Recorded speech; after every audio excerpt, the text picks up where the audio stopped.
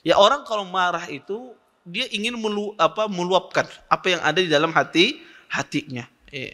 Maka kalau dia masih berada di tempat yang sama akan terjadi pertengkaran, tinggalkan.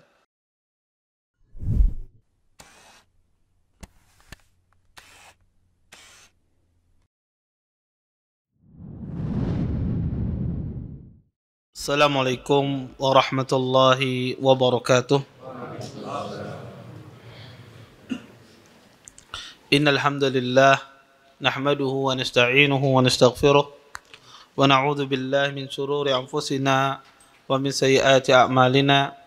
May yahdihillahu fala mudilla lahu wa may yudlil fala hadiya lahu. Asyhadu an la ilaha illallah wahdahu la syarika lahu wa asyhadu anna Muhammadan abduhu wa rasuluh. Fa inna asdaqal hadits kitabullah wa khairul hadi hadi Muhammadin sallallahu alaihi wasallam wa syarrul umuri muhdatsatuha wa kullu muhdatsatin fid din bid'ah wa kullu bid'atin dhalalah wa kullu dhalalatin fin nar. Amma ba'd. Bapak-bapak, ibu-ibu, ikhwan dan akhwat yang senantiasa dimuliakan oleh Allah Subhanahu wa taala. Alhamdulillah, segala puji bagi Allah Subhanahu wa taala dengan limpahan nikmat yang begitu besar, di antaranya nikmat iman, nikmat Islam, nikmat kesehatan, sehingga kita dimudahkan oleh Allah Subhanahu wa taala untuk bisa berhadir meluangkan waktu kita di tempat yang mulia ini. Mudah-mudahan apa yang kita cari, apa yang kita tuntut pada malam hari ini mendatangkan keberkahan dari Allah Subhanahu wa taala dan kita bisa mengambil manfaat dari apa yang akan disampaikan nantinya. Bapak, Ibu, ikhwan dan akhwat yang dimuliakan oleh Allah Subhanahu wa taala, kita lanjutkan kajian kita tentang syarah kitab Bulughul Maram. Kita masuk pada nomor hadis 1212 tentang masalah diat luka parah. Wa anhu anna an-nabiyya sallallahu alaihi wasallam qala fil mawadhihi khamsun min al-ibil. Rawahu Ahmad wal arba'ah wa zada Ahmad wal asabi'u sawa'un kulluhunna ashrun min al-ibil wa sahhahahu Ibnu Khuzaimah wa Ibnu al-Jarud. Diriwayatkan dari Amr bin Shu'aib dari bapaknya, sesungguhnya Nabi SAW bersabda tentang kasus yang menyebabkan daging seorang itu terkelupas dari tulang, diatnya masing-masing 5 ekor onta. Hadis ini dikeluarkan oleh Imam Ahmad dan 4 imam ahli hadis. Lalu Imam Ahmad ada tambahan di dalam riwayat beliau, diat semua jari sama, masing-masing 10 ekor onta. Hadis ini disahihkan oleh Ibnu Khuzaimah dan Ibnu Jarud. Bapak, Ibu, ikhwan dan akhwat yang dimuliakan oleh Allah Subhanahu wa taala, hadis ini menjelaskan tentang masalah seorang melakukan tindakan kejahatan, tindakan kezaliman terhadap saudaranya, yaitu melakukan tindakan sifatnya disebut dengan al-mawadih, melukai orang di bagian wajah dan kepala. Maka luka di bagian wajah dan di kepala yang mana dagingnya terkelupas, terpisah dari tulangnya, maka itu dikenakan oleh Nabi SAW diat, dikenakan oleh Rasulullah SAW diat, yaitu 5 ekor onta. Ini tentu hukuman bagi orang tersebut karena melakukan, pertama, menyelisihi perintah Nabi SAW. Nabi SAW melarang seseorang itu jangankan melukai dari bagian wajah, mengancam saja dengan pisau atau mengangkat senjata atau mengangkat sesuatu di hadapan wajah saudaranya, itu diharamkan di dalam agama Islam. Rasulullah SAW pernah bersabda, kata Nabi SAW, man asyara ila akhihi bihadidatin fa innal malaikah tal'anuhu hatta yada'ahu wa in kana akhahu li abihi wa ummi. Kata Nabi SAW, barang siapa ya, memberikan ya ancaman atau mengangkat ya sebuah besi di hadapan muka saudaranya, kata Nabi SAW, sesungguhnya malaikat melaknatnya.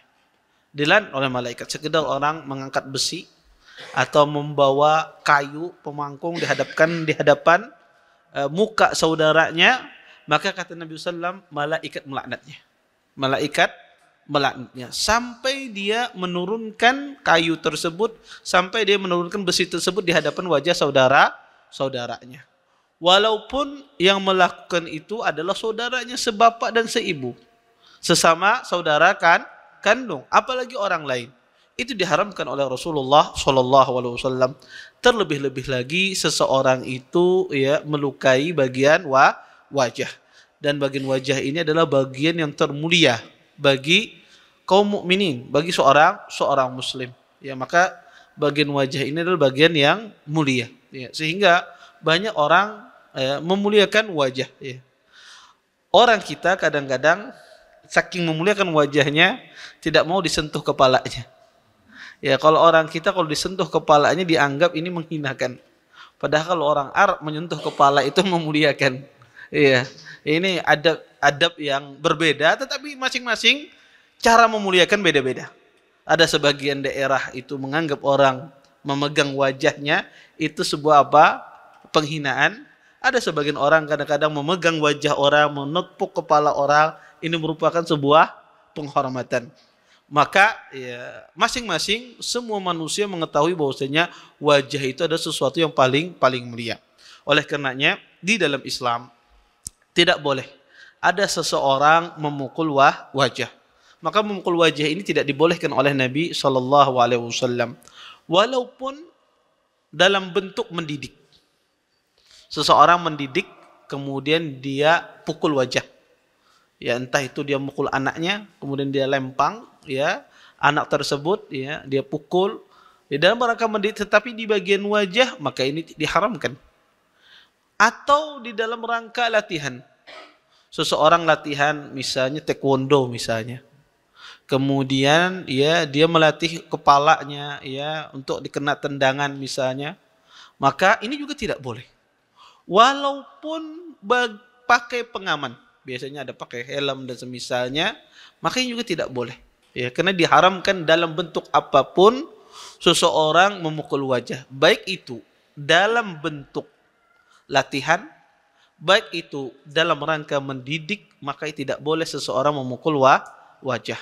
Maka termasuk di dalam memukul dalam masalah ini adalah melempang, ya, menampar. Maka ini bagian dari memukul wajah. Dan juga termasuk dari larangan memukul wajah adalah seseorang memberikan tanda pada wajahnya. Sebagian di negara Afrika itu kadang kalau anak lahir itu disayat di sini di pipinya sebagai tanda, sebagai tanda dari kabilah ini, itu disebut dengan wasam. Maka ini dilarang oleh Nabi SAW. Nabi mengatakan la'ana Rasulullah SAW anid darbi fil wajhi wa anil wasmi fil wajhi. Sesungguhnya Rasulullah SAW melaknat seseorang yang memukul di wajah dan mewasam. Mewasam itu menandai di wajahnya. Maka ini diharamkan. Termasuk juga ya para ulama mengatakan ya bagian dari memukul ini dilarang adalah walaupun dalam bentuk begayaan. Dalam bentuk begayaan. Misalnya laki begayaan non bini dipukul wajahnya misalnya. Iya, dia memukul dalam bentuk bergaya, maka ini tidak diharamkan, tidak boleh dalam bentuk bercanda. Dan termasuk di dalam hal ini adalah seseorang memukul wajahnya sendiri. Dia memukul wajahnya sendiri. Dia misalnya ada sesuatu gemes kemudian dia pukul wajahnya. Maka ini juga diharamkan di dalam Islam. Tidak hanya memukul wajah orang itu pun memukul wajahnya sendiri itu diharamkan. Ya. Kemudian kalau mencubit kayak apa Ustaz? Misalnya gemes sama anak kecil kemudian dicubit. Apakah ini sama seperti memukul tidak. Mencubit tidak seperti memukul. Maka kada apa-apa. Orang ya seorang ibu gemes pada anaknya kemudian dicubit pipinya, maka ini bukan bagian dari memukul. Atau seorang ibu misalnya seorang wanita ya muyak met lakinya kemudian dicubit misalnya pipi lakinya, kada apa-apa. Karena ini bukan bagian dari apa? Memukul. Bukan bagian dari memukul. Maka memukul wajah itu diharamkan. Tidak hanya kepada manusia. Pada hewan pun juga diharamkan. Seseorang memukul wajah hewan, lihat kucing, mengambil iwak, dipukul, ditendang kepala kucingnya misalnya.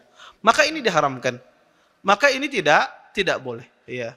Dilarang oleh Nabi SAW, jangankan manusia, hewan pun dilarang kita untuk memukul wajahnya. Hewan apa saja. Ya. Maka hewan yang seperti kucing dan semisalnya, maka dilarang kita untuk memukul wajahnya. Maka hewan pada asalnya tidak boleh dipukul kecuali dalam rangka mendidik hewan tersebut, dalam rangka mengajari hewan tersebut, nggak apa-apa dia dipukul. Hewannya pengoler, dicambuk misalnya oleh tuannya biar cepat, maka tidak masalah. Sebagaimana dilakukan oleh Nabi, ontanya Jabir datang, ontanya lemes datang lemes, akhirnya onta itu dipukul oleh Nabi dengan cambuk. Dipukul oleh Nabi dengan cambuk, ontanya kencang berlari. Yang ontanya, maka dalam rangka memukul tidak ada masalah. Tetapi kalau hewan tersebut dia tidak ada bisi salah, tidak habisin apa-apa, sidin ditipu orang, hewan jadi tendang sidin. Ya. Maka ini tidak boleh. Ini berbuat zalim terhadap hewan. Ya. Allah Subhanahu wa taala menyuruh kita, "Innallaha katabal ihsan ala kulli syai." Sesungguhnya Allah Subhanahu wa taala menyuruh seseorang berbuat baik pada segala sesuatu, sampai pada hewan pun kita disuruh untuk berbuat baik. Maka memukul ini apapun bentuknya tidak boleh. Ya, yang mengenai bagian wajah, baik dalam rangka mendidik, bercanda, dalam rangka latihan, maka ini diharamkan di dalam wajah. Apalagi seseorang yang melukai bagian wajah dan kepala. Tentu ini pengharamannya lebih-lebih lagi. Sampai-sampai di dalam Islam dikenakan diyah. Ya dikenakan diyah. Bahwasanya kalau ada bagian wajah dan kepala, dan termasuk bagian wajah itu adalah yang dikatakan wajah itu ya sesuatu yang yuqabil. Kalau Anda bertemu dengan orang, maka itu bagian wajah. Jadi sesuatu menghadap orang itu adalah wajah. Maka ini adalah wajah. Makanya para ulama ya mengasih wajah itu, ya mengasih batasan wajah itu ya dari ujung telinga sahmatul udhunain ya sebelum daun telinga ini ya sampai telinga kanan sampai telinga kiri. Kemudian dari bagian biasa tempat tumbuhnya rambut sampai dagu. Maka dagu ini adalah bagian wajah. Ya, maka bagian wajah, sehingga ya tidak boleh hal ini ya seseorang melakukan tindakan pemukulan atau tindakan penganiayaan pada bagian wajah ya.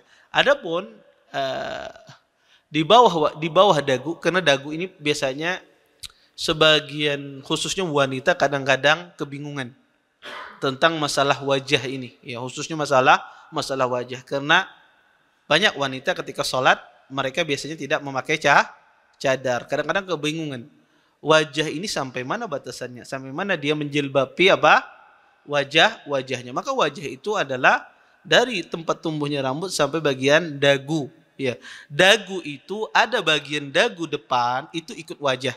Adapun dagu yang mengarah ke dalam ke arah leher itu bukan ikut wajah. Maka dagu yang di dalam ini yang tidak boleh dibuka. Adapun dagu bagian depan di sini ya. Ini masalahnya saya berjenggot jadi tidak nampak, mungkin tunjukkan. Tetapi dagu bagian depan sini, maka tidak apa-apa ya ketika menghadap orang kelihatan dagunya, maka ini adalah bagian dari wajah. Ya, dagu kalau menghadap orang kelihatan ya, maka itu bagian dari wajah. Kalau itu terbuka tidak ada masalah. Karena itu masuk di dalam masalah wajah. Maka wajah ya, ini dimaksudkan wajah di dalam hadis ini mencakup itu dan juga mencakup bagian kepala. Ya, maka hadis ini mencakup dari dua sisi, kepala dan wajah.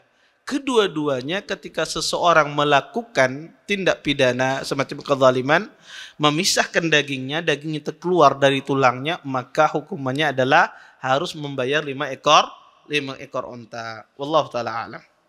Taib. Kemudian juga di dalam hadis ini disebutkan bahwasanya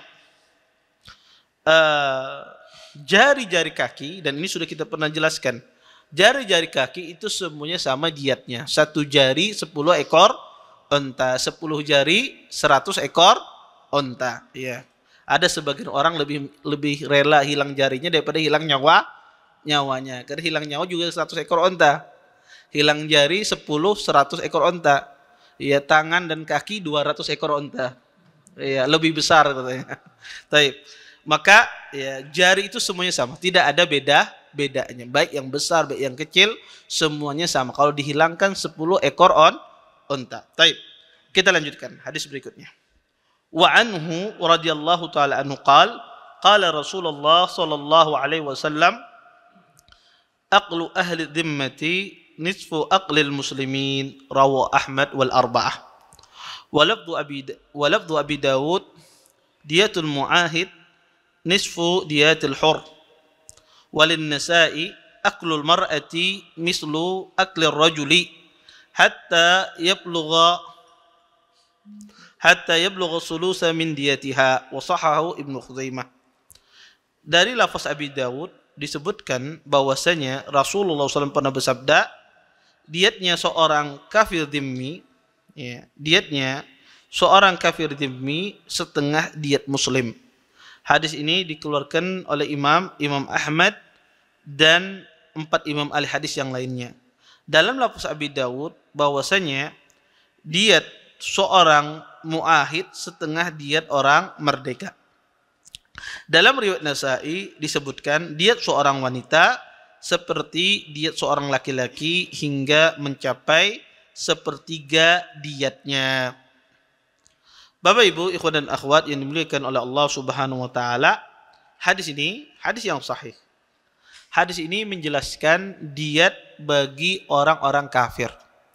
Ketika ada seorang muslim melakukan penganiayaan terhadap orang kafir dan menghilangkan nyawanya atau tidak sampai menghilangkan nyawanya, maka diat orang kafir itu semuanya separuh diat seorang muslim. Semuanya itu separuh diat seorang muslim. Ya tentu kenapa dibedakan? Ya tentu berbeda antara muslim dengan kafir dengan non muslim. Tetapi tetap dikenakan di diat, dan diatnya itu adalah separuh dari diatnya orang muslim. Kalau seorang muslim ketika dia melakukan pembunuhan tidak sengaja terhadap saudaranya sesama muslim, diatnya ada 100 ekor unta, maka orang kafir diatnya adalah 50 ekor unta. Kemudian para ulama mengatakan orang kafir itu banyak jenisnya. Ya, ada 4 macam. Yang pertama disebutkan di dalam hadis ini adalah orang kafir dhimmi. Orang kafir dhimmi ini adalah orang kafir yang membayar jizyah, membayar semacam upeti. Dia tidak memeluk agama Islam, tetapi sebagai gantinya dia membayar upeti kepada kaum muslimin. Ini disebut dengan kafir dhimmi. Maka dia berlaku hak-haknya. Tidak boleh diambil haknya, tidak boleh ditumpaskan darahnya, dijaga kehormatannya, tidak boleh diambil hartanya dan seterusnya. Maka dia berlaku seperti halnya seorang muslim. Ini kafir dhimmi. Kemudian yang kedua, ada kafir disebut juga di dalam hadis ini adalah kafir mu'ahad atau mu'ahid. Kafir mu'ahid ini ya adalah orang kafir yang melakukan perjanjian damai dengan kaum mukminin. Bahwasanya dia melakukan perjanjian damai, tidak saling menyerang ya antara mukmin dengan orang kafir. Itu disebut dengan kafir mu'ahid. Maka juga dia berlaku hukum seperti hukum kafir dhimmi. Tidak boleh ditumpahkan darahnya, tidak boleh diambil hartanya. Bahkan kata Nabi sallam, "Man qatala mu'ahadan lam yasum raihatul jannah." Kata Nabi sallam, barang siapa membunuh kafir mu'ahad, maka dia tidak akan mencium bau surga. Dan sesungguhnya bau surga telah dicium dari jarak sekian. Maka kafir muahad ini pun juga tidak boleh ditumpahkan darahnya. Kemudian yang ketiga adalah kafir itu disebut dengan kafir musta'man. Kafir musta'man itu adalah orang kafir dia meminta perlindungan kepada orang-orang muslim. Ya, meminta perlindungan kepada orang muslim. Kemudian kaum muslimin pun menyetujui, ya, memberikan perlindungan dalam batas tertentu, dalam waktu tertentu, ya. Makanya disebut dalam sebuah ayat, kata Allah, kalau seandainya in ahadun minal musyrikina stajaraka fa'ajirhu hatta yasma' kalam Allah. Kata Allah Subhanahu wa taala, jika seandainya orang-orang musyrik itu meminta perlindungan kepadamu, maka berikanlah perlindungan sampai mereka mendengar kalam Allah, mendengarkan firman Allah Subhanahu wa taala. Ini menunjukkan ada jenis kafir itu kafir musta'man yang meminta perlindungan, maka wajib dilindungi. Tidak boleh diambil hak-haknya. Kemudian jenis kafir yang terakhir ini yang disebut dengan jenis kafir al-harbi. Kafir al-harbi. Kafir al-harbi ini adalah jenis kafir yang menyerang kaum mukminin, yang membantai kaum muslimin. Maka kafir harbi ini boleh kita perangi, boleh kita tumpahkan darahnya ketika dia menyerang kaum muslimin. Maka disebut dengan istilahnya adalah kafir harbi, yang merampas harta kaum mukminin, yang membunuh kaum mukminin di suatu tempat. Maka kaum mukminin di satu tempat tersebut boleh dia membunuhnya, boleh dia mengambil hartanya. Kenapa? Karena dia menyerang kaum mukminin. Maka ini 4 jenis orang kafir. Di dalam hadis ini disebutkan 3 jenis orang kafir ini ketika tertumpahkan darahnya oleh kaum muslimin, maka harus membayar diyah. Diyahnya apa? Separuh diyah kaum mukminin. Taib. Ustadz, kafir di sini apakah semua jenis kafir? Karena kafir itu di dalam agama kita, orang kafir itu digolongkan menjadi 2. Ada golongan ahlul kitab, ada yang bukan ahlul kitab. Ahlul kitab yaitu orang Yahudi dan Nasara. Karena pada mereka diturunkan Al-Quran, diturunkan pada mereka kitab-kitab Allah, di antaranya Taurat dan Injil dan Zabur. Maka ahlul kitab Yahudi dan Nasara termasuk di dalamnya. Ya, bahwasanya diyahnya separuh diyahnya kaum mukminin. Dan juga termasuk di dalamnya adalah orang selain orang ahlul kitab, yaitu orang Yahudi dan orang Majusi. Ya, orang Majusi. Apa saja, agama apa saja selain ahlul kitab termasuk di dalamnya juga. Ya, selama dia kafir dhimmi, kafir muahad, maka dia termasuk di dalamnya. Ya, maka para ulama mengatakan semua orang kafir, ya, diyatnya adalah separuh diyatnya orang beriman. Taib. Di sini ada permasalahan. Bagaimana dengan orang musyrik? Ya, bagaimana dengan orang musyrik? Pertama, para ulama berselisih. Apakah ada perbedaan atau persamaan antara orang musyrik dengan orang kafir? Sebagian ulama tidak membedakan antara musyrik dan kafir. Sebagian ulama menyamakan, ya, orang musyrik itu ya kafir, ya orang kafir juga musyrik. Sebagian ahlul ilm mengatakan berbeda, ya. Ada orang kafir, ya, kemudian ada orang musyrik. Bisa jadi, ya, orang musyrik pasti dia kafir. Tapi kata mereka orang kafir belum tentu dia musyrik. Kenapa? Karena ada orang kafir mungkin dia dikeluarkan dari Islam tapi dia tidak musyrik. Seperti seseorang mencela Nabi SAW, mencaci maki Rasulullah, kufur, keluar dari Islam. Orang yang bermain-main, mengolok-olok agama, yang menyambati agama Islam, maka dia kufur, keluar dari Islam. Tapi apakah dia melakukan kesyirikan? Tidak. Dia tidak melakukan kesyirikan, tapi dia melakukan sebuah kekufuran. Maka kata para ulama, musyrik itu lebih umum daripada kafir. Ya, musyrik itu lebih umum, ya, daripada kafir. Orang musyrik pasti dia melakukan kekufuran. Tapi orang kafir belum tentu dia melakukan kesyirikan, karena ada orang-orang itu dikeluarkan dari Islam. Makanya salah satu 10 pembatal keislaman, ya, 10 pembatal keislaman diantaranya apa? Seorang meninggalkan agama secara total. Ya, meninggalkan agama secara total. Atau seseorang menghina Rasulullah Sallallahu Alaihi Wasallam. Perbuatan ini bukan syirik, tetapi perbuatan ini adalah perbuatan kufur. Sehingga kata para ulama berbeda antara syirik dan kufur. Kadang syirik itu lebih umum daripada kufur. Ya. Orang musyrik pasti dia melakukan kekufuran, tetapi orang kufur belum tentu dia melakukan kesyirikan, tetapi dia melakukan perbuatan-perbuatan yang mengeluarkan dia dari Islam. Ya. Kita lanjutkan pada hadis berikutnya. Wa anhu qala Rasulullah sallallahu alaihi wasallam aqlu shibhil amdi mughalladun mislu aqlil amdi wa la yuqtalu sahibuhu wa dhalika ay yanzu asy-syaitan fatakunu dima'un bainan nas fi ghairi daghinatin wa la hamli silahin akhrajahu ad-Daruqutni wa dha'afahu. Diriwayatkan dari Amr bin Syu'aib dari bapaknya, dari kakeknya, beliau berkata, Rasulullah sallallahu alaihi wasallam pernah bersabda, diat kesalahan yang mirip kesengajaan diperberat seperti halnya diat yang dilakukan dengan sengaja. Hanya saja pelakunya tidak dihukum mati. Sebab hal ini merupakan perbuatan syaitan yang mengadu domba, yang ingin membuat pertumpahan darah di kalangan umat manusia tanpa ada unsur kedengkian ataupun mengangkat senjata. Hadis ini dikeluarkan oleh Imam Ad-Daruqutni dan beliau melemahkannya. Bapak Ibu, ikhwan dan akhwat yang dimuliakan oleh Allah Subhanahu wa taala, hadis ini dari sisi sanad insyaallah hadisnya hasan, ya, hadisnya hasan, dan insyaallah apa yang dilemahkan oleh Imam Daruqutni kurang tepat karena beliau mengkritik di dalam sanadnya ada seorang rawi yang bernama Muhammad Rashid Ad-Dimishqi. Muhammad Rashid Ad-Dimishqi ini dikritik oleh Ad-Daruqutni, tetapi Imam Ahmad dan yang lainnya mensiqahkannya. Beliau mengatakan orangnya terpercaya. Dan insyaallah hadis ini setidak-tidaknya adalah hadis yang hasan. Kemudian hadis ini menjelaskan tentang masalah diat orang yang membunuh mirip dengan sengaja. Maka diatnya diperberat. Berbeda dengan diat orang yang membunuh tanpa sengaja. Dan sudah kita jelaskan.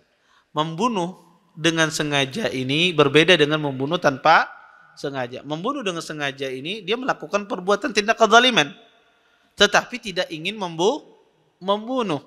Dia hanya ingin apa? Mengasih pelajaran. Ada orang misalnya dia marah sama orang, akhirnya si Din membawa apa? Pemangkung. Ya, pemangkung ini kadang membunuh, ya. Tapi pas si Din pukul ternyata orang meninggal. Ya, dan orangnya meninggal. Maka ini pembunuhan dengan mirip dengan kesengajaan. Maka berbeda dengan membunuh tidak sengaja. Membunuh tidak sengaja itu dia tidak ingin melakukan penganiayaan. Ya. Contoh seseorang dari atas rumahnya melempar batu ke bawah. Ingin melempar saja terkalinya karena orang di bawah. Ya, atau seseorang menyetir mobil kemudian nabrak orang tidak sengaja. Tidak sengaja. Maka di dalam hadis ini orang yang membunuh tanpa sengaja mirip dengan kesengajaan diperberat diatnya. Oleh karenanya ulama berselisih bagaimana pemberatan diat terhadap orang yang membunuh mirip dengan kesengajaan. Seperti apa diperberat diatnya? Ada dua pendapat di dalam hal ini. Pendapat yang pertama yang mengatakan bahwasanya diatnya dibagi menjadi 30 ekor sapi, 30 ekor onta yang hiqqah, dan juga 30 ekor onta jaz'ah, dan 40 ekor onta yang bunting. Jadi dietnya 100, 30 hiqqah, 30 jaz'ah ontanya, dan 40 ontanya bunting. Ini pemberatan dia, kata mereka di dalam hadis ini. Sebagian ulama mengatakan pemberatan diatnya bukan demikian. Tapi pemberatan diatnya adalah dengan 25 ekor onta bintu makhat, dan 25 ekor onta bintu labun, dan 25 ekor onta hiqqah, dan 25 ekor onta jaz'ah. Jadi kata mereka pemberatannya ontanya dibagi menjadi 25 dengan berbagai macam umur. Ya, beraneka ragam umur. Tetapi pendapat yang benar adalah pendapat yang pertama. Bahwasanya cara pemberatan diat orang yang membunuh mirip dengan kesengajaan, dia bayar 100 ekor onta, 30 ontanya berusia hiqqah, 30 ontanya merupakan jazaah, dan 40 ontanya harus bunting. Ya, 40 ontanya harus bunting. Taib. Kalau kadang mendapatkan onta bunting, apa yang harus dilakukan? Contoh misalnya, mencari sudah kedada yang bunting-bunting ontanya. Kebetulan pada saat itu kadang mau hamil ontanya. Taib. Apa yang harus dilakukan? Ontanya tidak ada yang bunting. Maka kita katakan, kalau tidak bisa membayar dalam bentuk onta, bisa diuangkan, dinilaikan dalam bentuk uang dengan harga onta tersebut. Maka bisa dia uangkan. Dia uangkan dengan nilai onta tersebut. Ya, kalau seandainya dia tidak mendapatkan 40 ekor onta yang bunting. Wallahu taala alam. Kemudian juga di dalam hadis ini juga menjelaskan kepada kita tentang masalah perbuatan membunuh dengan kesengajaan ini akibat apa? Perbuatan syaitan. Syaitan itu suka mengadu domba. Ya, makanya di dalam Islam itu ya apa saja yang membawa ke pintu-pintu syaitan itu ditutup. Termasuk ya kadang-kadang orang itu membunuh sebetulnya tidak ingin membunuh. Tetapi syaitan yang membisikkan. Ya. Apalagi dia membawa sebab-sebab yang membawa ke pintu tersebut. Contoh misalnya membawa pisau. Padahal orang ini kadang hendak membunuh, tetapi akibat lantaran pisau ada di tangannya, ya, maka apa? Syaitan membisikkan. Sehingga dia merasa apa? Berani, merasa hebat, kemudian dia tusukkan.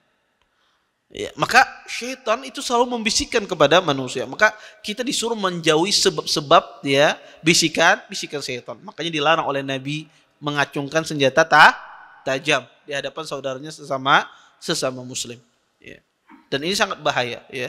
Antum jangankan itu, antum coba pegang pistol saja, pegang senapan, orang pegang senapan angin gitu ya, sudah merasa luar biasa, hendak siapa aja ditembaknya.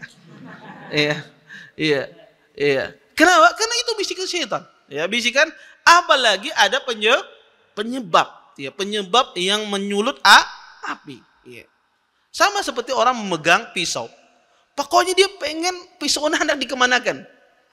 Ya, inilah syaitan selalu membisikkan. Oleh karena itu, ya, Nabi SAW disebutkan dalam hadis ini, kata beliau, sesungguhnya ya orang membunuh itu akibat bisikan syaitan. Makanya kata Rasulullah, al-qatil wal maqtul finnar. Orang yang membunuh dan terbunuh itu dimasuk neraka. Para sahabat bertanya, wahai Rasulullah, kalau yang membunuh di neraka itu betul, tapi kenapa yang terbunuh ini di neraka? Kata Nabi, sebetulnya dia juga ingin membunuh, tetapi kedahuluan kawannya saja. Tertimpas orang berdahulu, iya kayaknya berdahulu bisa menimpas inya yang apa? Akan membunuhnya. Tetapi keduluan saja, kata Nabi SAW. Makanya kedua-duanya di neraka, karena syaitan membisikkan pada orang-orang tersebut. Dan kuncinya adalah seseorang menjauhi sebab-sebab datangnya pintu syaitan tersebut, ya. Wasilah tersebut. Makanya orang itu kalau ketika marah disuruh di dalam Islam, ketika kita marah apa? Kita ubah posisi kita. Ketika kita lagi dalam kondisi duduk, maka berdiri. Masih juga berwudu, ya. Masih juga, maka tinggalkan sebentar tempat tersebut. Ya, tinggalkan sebentar tempat tersebut. Setelah itu balik. Ya, maka itu solusinya. Kalau kita lagi marah, ya, maka ubah posisi kita. Ya, orang kalau marah itu dia ingin meluapkan apa yang ada di dalam hatinya. Ya. Maka kalau dia masih berada di tempat yang sama, akan terjadi apa? Pertengkaran, tinggalkan. Kalau antum ya besarikan, ya, baik itu ya dengan kawan dan semisalnya, keadaan nyaman, tinggalkan saja. Tinggalkan, ya. Pergi ke tempat yang lain, ya, bawa makan, setelah itu datang, insya Allah normal lagi. Ya, tidak berantem lagi. Sama seperti dengan suami istri juga demikian. Ya, suami istri berantem apa macam, ya, adu mulut apa, sudah tinggalkan. Berudu kada kawa, bini masih mengomel apa macam, apa namanya, tulak keluar.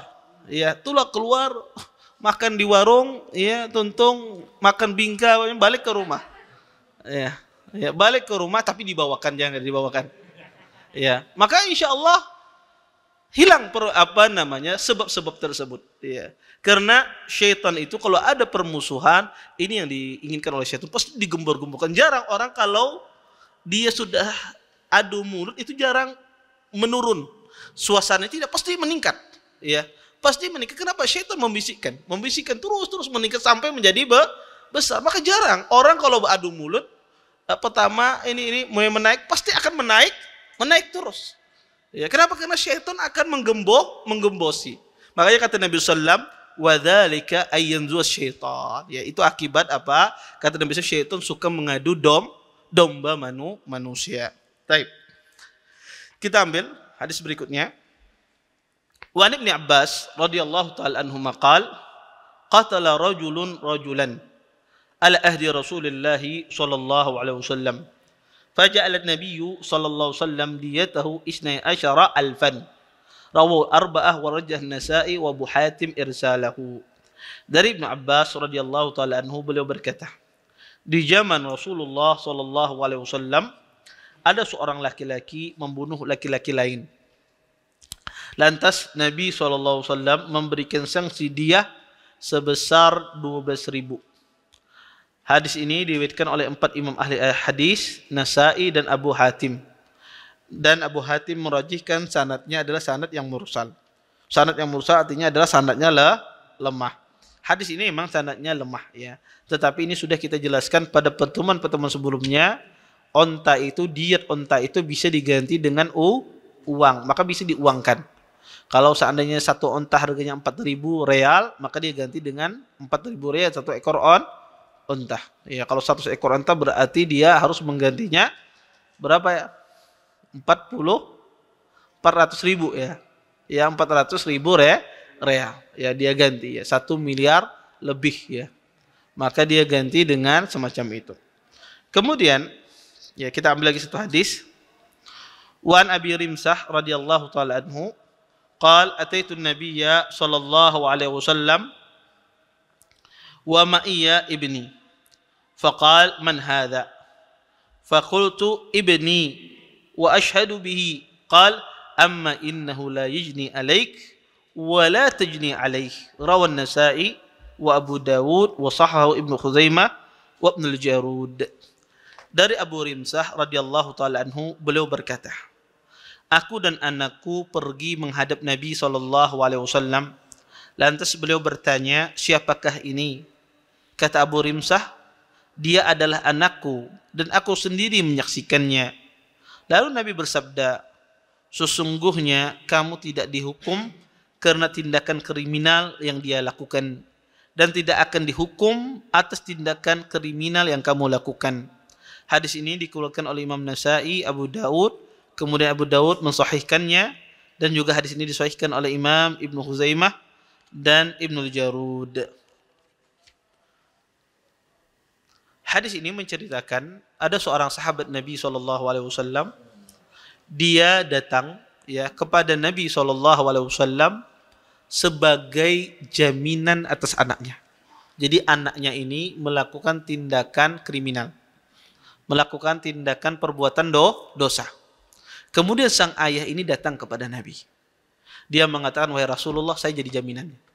Ya, karena dahulu pada masa jahiliyah, kalau ada seseorang melakukan tindakan kriminal, seorang anak, maka ayah jadi jaminannya. Jadi orang menuntutnya kepada siapa? Kepada ayahnya. Anaknya lepas. Ya, anaknya lepas. Ya.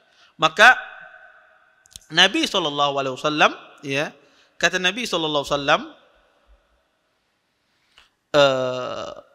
tidak boleh ya. Kata Nabi SAW, sesungguhnya ini adalah perbuatan anak-anakmu. Engkau tidak memikul apa atas tindakannya. Sebab itu pula anakmu tidak memikul atas tindakan kriminal. Di jahiliyah tidak. Di zaman jahiliyah, kalau anak berbuat salah, kalau ayahnya yang memikulnya, maka sudah kepada ayahnya. Misalnya, anak itu membunuh, kemudian dibunuh. Ayahnya yang menjamin, bunuh saya. Maka ke ayahnya. Bukan kepada anaknya. Siapa yang menjamin? Ya. Sebab itu pula anak menjamin ayahnya pada masa jahiliyah. Ayahnya melakukan tindakan kriminal, anaknya yang menjamin. Maka kepada anaknya, yang ayahnya terlepas. Itu seperti jahiliyah. Maka sahabat ini pun datang kepada Nabi SAW. Wahai Rasulullah, saya menjamin atas tindakan kriminal anak saya. Kata Nabi, engkau tidak menjamin, tidak punya jaminan atas anakmu, Dan anakmu pun tidak punya jaminan atasmu. Kalau dia melakukan sebuah kesalahan, dia akan dihukum atas kesalahannya. Kalau dia melakukan dosa, dia akan dihukum atas dosanya. Dan seseorang tidak memikul atas dosa orang lain. Makanya Allah Subhanahu wa taala berfirman dalam Al-Qur'an, "Wala tadziru waziratu wizra ukhra." Kata Allah Subhanahu wa taala, seseorang yang berdosa tidak memikul dosa orang lain. Di dalam Islam, seorang ayah tidak memikul dosa anaknya. Dan anak tidak memikul dosa ayahnya.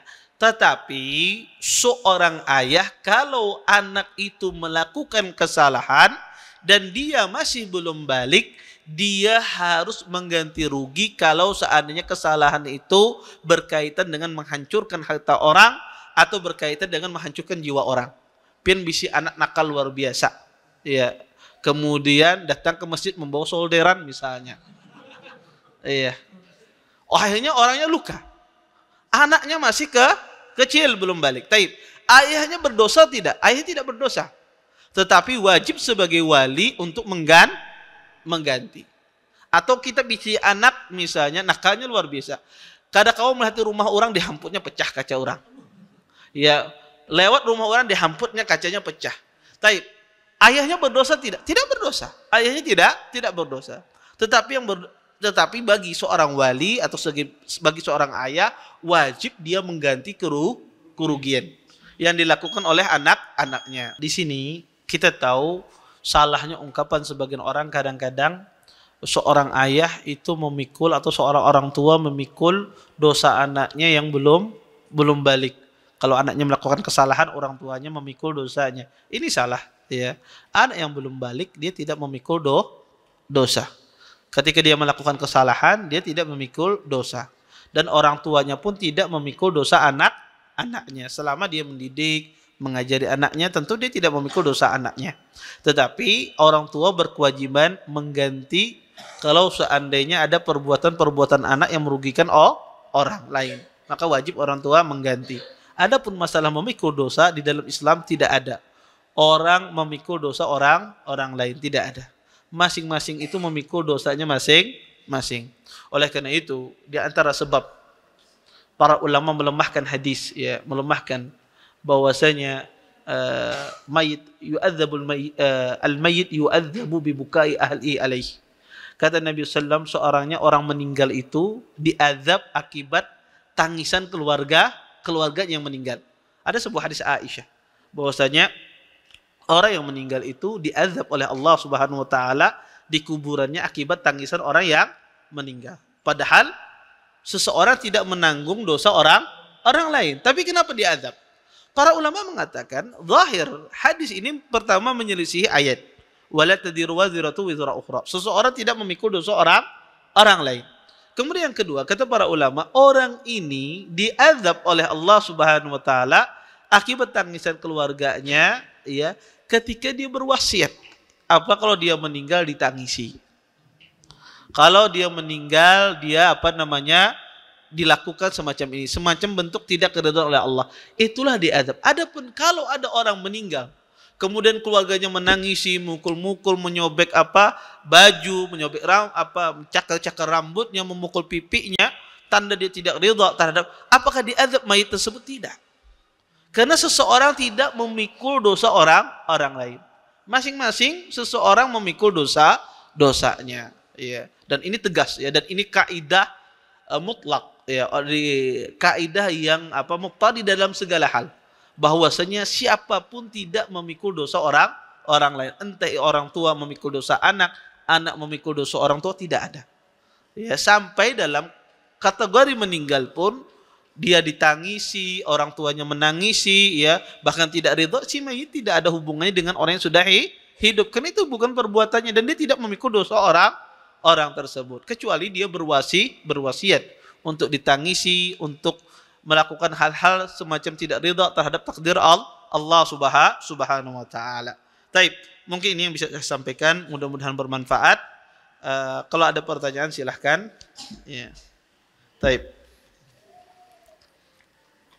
Afwan, di luar tema pada kajian lalu Ustadz menyebutkan dalam satu kali perjalanan, afdalnya satu kali umrah. Apakah ada dalil tegas yang menyatakan hal tersebut? Syukran. Jazakallah khairan. Bapak Ibu ikhwan dan akhwat yang dimuliakan oleh Allah Subhanahu wa taala, na'am. Satu kali perjalanan itu, satu kali safar itu satu kali umrah. Ada enggak dalilnya yang tegas? Ada banyak. Pertama, Nabi SAW dan para sahabatnya itu umrah ke kota Mekah itu sangat jarang. Nabi SAW dalam hidupnya umrah cuma 4 kali saja. Cuma 4 kali dalam hidupnya Nabi SAW. Nabi di Mekah berapa tahun? Nabi di Mekah 13 tahun. Di Madinah 10 tahun. Selama 10 tahun Nabi di Madinah, beliau berumrah cuma 4 kali. Taib. Ketika penaklukan kota Mekah, penaklukan atau yang disebut dengan Amul Fathi, Nabi SAW dan para sahabat kurang lebih tinggal di sana 19 hari. Kurang lebih tinggal di sana berapa? 19 hari. Taib.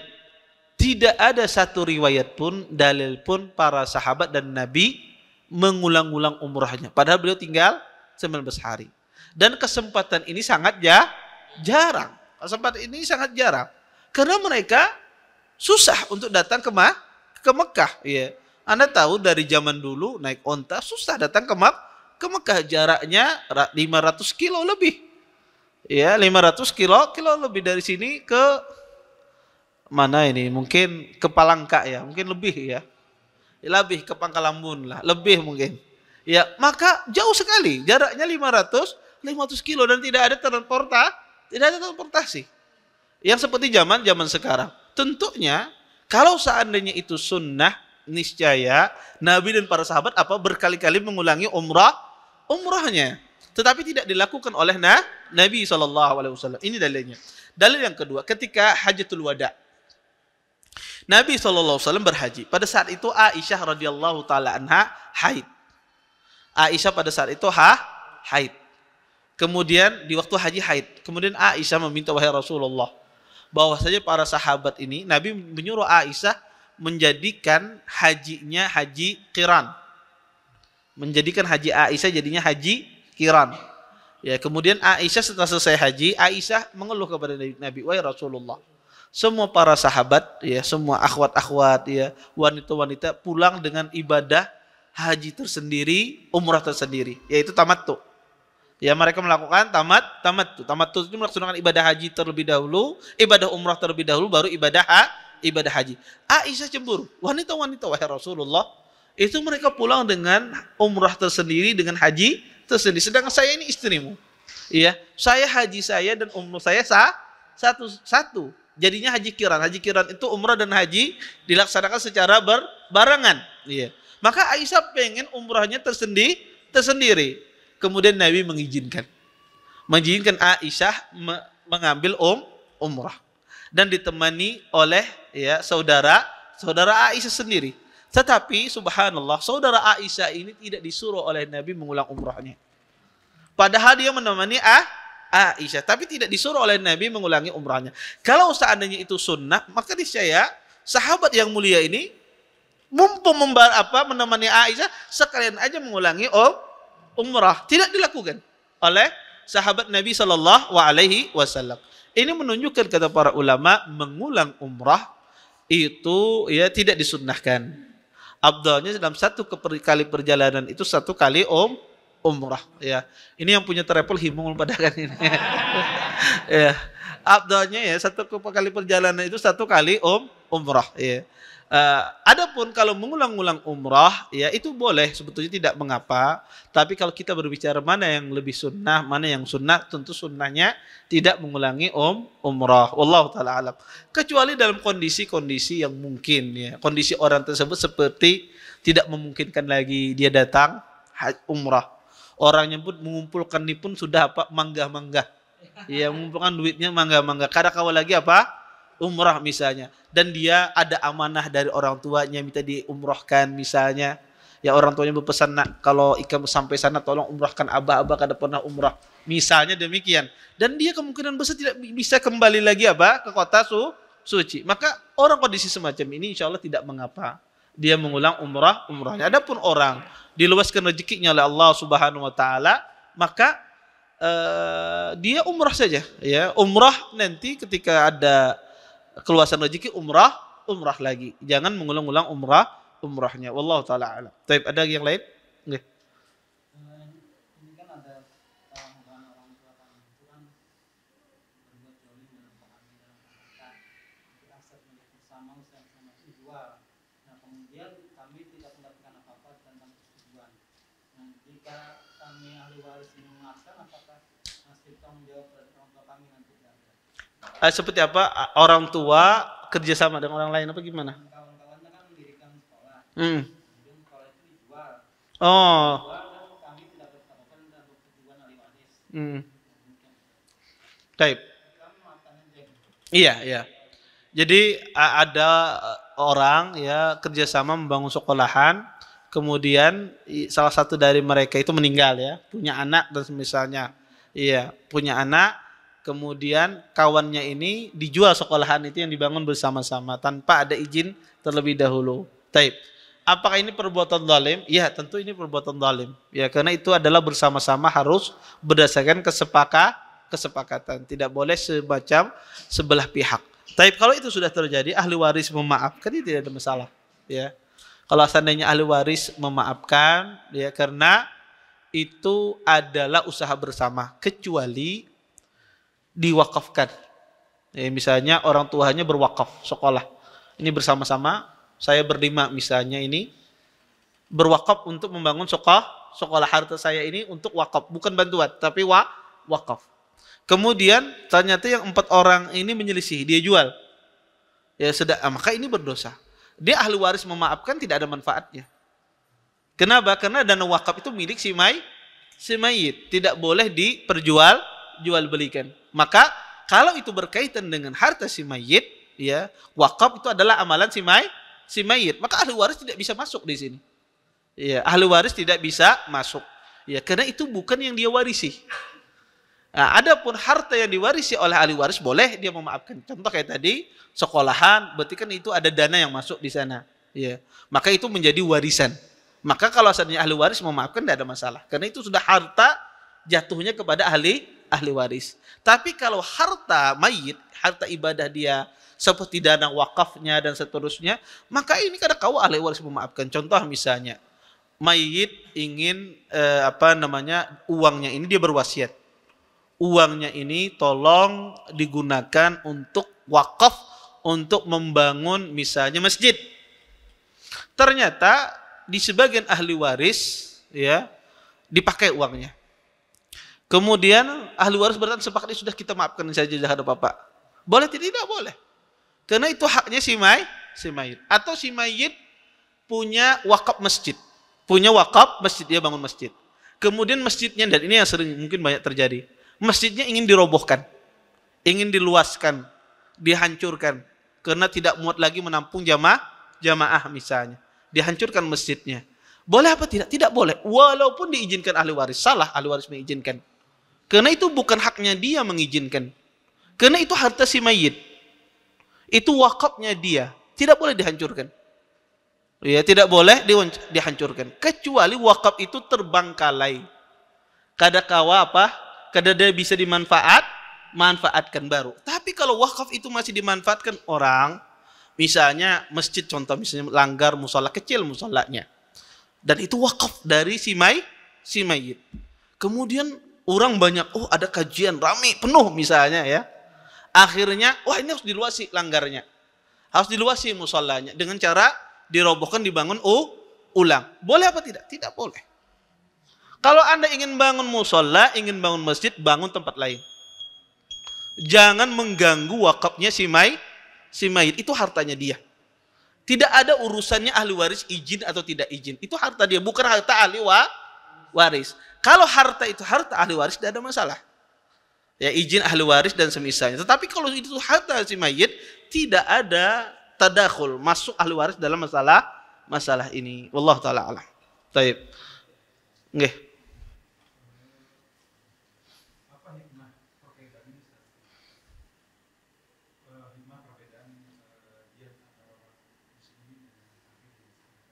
Iya. Ya. Apa hikmahnya perbedaannya? Tentu ya tidak sama antara orang muslim dengan orang kafir.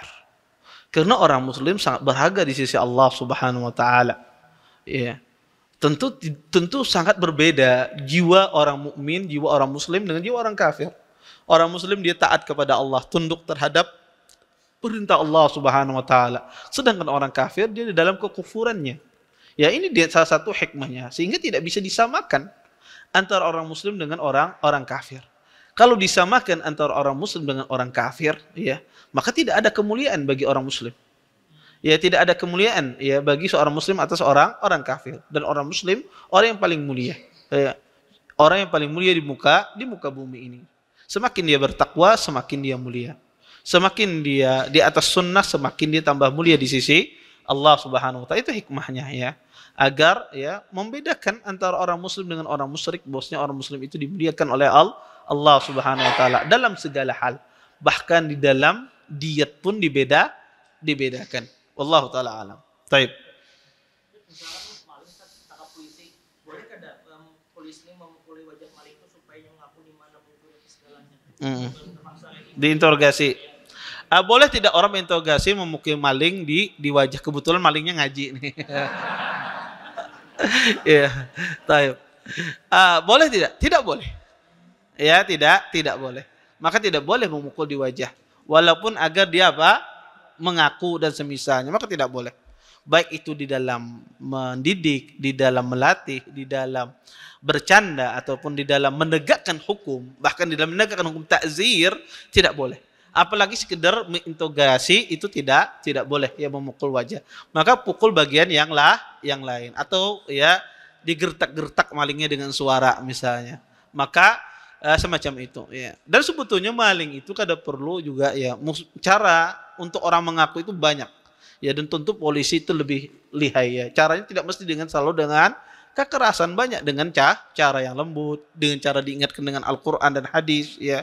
Ya kadang orang itu tersentuh ketika dia mendengar ayat suci Al-Qur'an, mendengar hadis Nabi sallallahu alaihi wasallam. Wallahu taala alam. Baik, ada yang lain? Nggih. Hilang pertanyaannya. Baik. Nggih. Iya.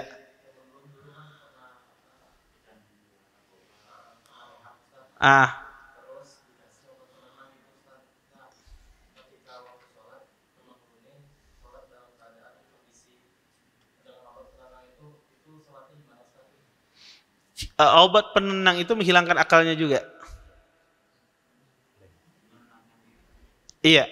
Kalau seandainya kan obat penenang macam-macam ya. Kalau seandainya obat penenang itu menghilangkan akalnya, tidak sadar dia, maka tidak boleh sholat dalam kondisi demikian. Dia harus sholat dalam kondisi sadar. Kalau seandainya dalam obat tenang itu misalnya otaknya hilang, akalnya hilang. Misalnya dibawa alam ke alam lain misalnya. Maka tidak boleh. Karena itu disebut dengan iskar, memabukkan. Ya, memabukkan. Ya, masuk dalam hal seseorang hilang akalnya, maka tidak boleh sholat dalam kondisi demikian. Nanti kalau sudah hilang bekasnya, baru dia sholat. Dia hilang bekasnya, baru dia sholat. Karena tidak boleh kita sholat dalam kondisi demikian. Wala taqrabus sholata wa antum sukara, kata Allah. Janganlah kalian mendekati sholat sedangkan kalian dalam kondisi tidak sadar, dalam kondisi mabuk atau semisalnya. Allah taala alam. Baik. Ada lagi yang lain? Nggih. Dalam sholat kita tahu bagian mantu adalah doa. Kita kan doa semua. Dibolehkan dan disunahkan untuk mengaminkan dalam hati akan dibaca itu. Imam membaca ayat, kemudian kita mengaminkan dalam hati. Ya. Ya, jazakumullah khair atas pertanyaannya. Taib, kalau misalnya ada imam misalnya membaca Rabbana atina fid dunya hasanah misalnya, atau Rabbana la tu'akhidna in nasina aw akhtana, atau doa-doa yang semisalnya di dalam Al-Qur'an sangat banyak, bolehkah makmum itu mengaminkan di dalam hati? Tentu tidak. Karena tidak dicontohkan oleh Nabi SAW seseorang mengaminkan doa imam di waktu salat ya. Tetapi Nabi SAW ketika lewat ayat ya yang berbicara tentang masalah azab, Nabi meminta perlindungan. Ya, ketika lewat ayat-ayat yang berisi tentang adab Nabi SAW meminta perlindungan. Ketika lewat ayat-ayat yang berisi tentang masalah surga dan Nabi meminta ya agar dimasukkan, agar diberikan nikmat tersebut. Maka kalau seandainya Anda lewat ayat adab, Anda berlindung, maka tidak ada masalah. Itu menjalankan sunnah. Atau meminta ya ketika ada doa-doa yang berisi ampunan dan Anda meminta kepada Allah ampunan tersebut, maka tidak mengapa. Ya, karena ada hadisnya yang menjelaskan demikian. Adapun mengaminkan doa imam yang dia membaca di dalam sholatnya ayat Quran ada doa kemudian kita aminkan, maka tidak ada dalilnya kita mengaminkan. Ya, tidak ada dalil walaupun itu di dalam hati. Wallahu taala alam. Baik. Ada yang lain? Cukup? Nggih. Punya kode unik saat pembayaran online itu misalnya harganya 50.000 karena pakai kode unik jadinya 50.056 gitu Ustaz. Karena kalau ada pakai kode unik itu sistemnya ada yang melacak gitu Ustaz. Maksudnya gimana? Kode unik itu kalau dia pakai kode itu bayarnya lebih murah. Apa lebih mahal? Kayak terbaca sistem gitu, jadi otomatis pembayarannya. Misalnya kayak apa ya? Saya beli barang pakai kode. Ini biayanya sih nominal. Penerapannya itu di pembelian online. Iya, pembelian online. Misalnya harga barang itu 50.000 kan. Tapi pas pakai kode unik jadinya 50.056. Niatnya supaya baca sistem gitu Ustaz. Jadi otomatis gitu. Ya seperti orang sumbangan ditambahkan 1 di depannya dan misalnya gitu. Ya, taib. Ya, taib. Apa hukumnya? Ya biar terbaca dengan sistem dan semisalnya. Tentu ya kalau itu maksudnya pembelian dan semisalnya tentu tidak boleh. Kecuali dengan izin orang yang membeli dia ridha. Kalau harganya 50.000 misalnya Anda beli, kemudian tidak bisa terbaca dengan sistem kecuali Anda tambahan nominal 56 misalnya, maka ini tidak boleh. Ini mengambil harta orang dengan cara zalim. Mengambil harta orang dengan cara zalim. Kecuali Anda ridha. Anda ridha terhadap demikian. Tapi yang membuat sistem ini tidak boleh. Ya, dia berdosa. Kenapa? Karena dia mengambil harta orang tanpa zalim. Karena terpaksa orang membayarnya apa? Berlebih. Padahal dia belinya 50.000. Akadnya dia belinya 50.000. Tetapi dia terpaksa bayar dengan nominal lebih. Walaupun 1 rupiah itu tidak boleh. Ya, kecuali ya tadi ya orangnya Anda ridha membayar demikian, bagi Anda tidak ada masalah. Tapi yang membuat sistem ini tetap dia kena dosa. Kenapa? Karena dia memaksa orang untuk ya bayar berlebih dari apa yang dia beli sebelumnya, dari harga yang dia setujui di waktu akad. Karena waktu online itu kita akad, ya 50.000 saya setuju ridha dengan harga 50.000, pas bayar sekalinya berlebih, ini tidak boleh, ya haram. Tapi saya gimana Ustaz? Saya bayar dengan berlebih, boleh tidak? Tidak ada masalah kalau Anda ridho. Tapi yang bikin sistemnya ini, yang penjualnya ini atau yang punya sistem ini berdosa. Kemudian, ada pun di dalam masalah donasi tidak ada masalah. Karena donasi tidak ada sifatnya paksaan. Memisahkan ini bantuan untuk janda, kasih nomor 1. Bantuan untuk anak yatim, kasih kodenya 2 misalnya, apa belakangnya.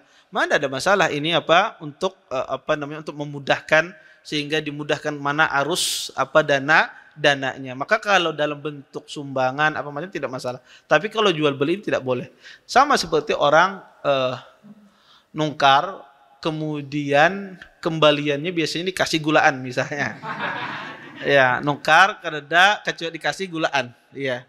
Boleh tidak? Tidak boleh. Harus dikembalikan. 50 rupiah dikembalikan. Kecuali orangnya ridha, ya. Maka tidak boleh diganti dengan gulaan dan semisalnya karena dia tidak ingin.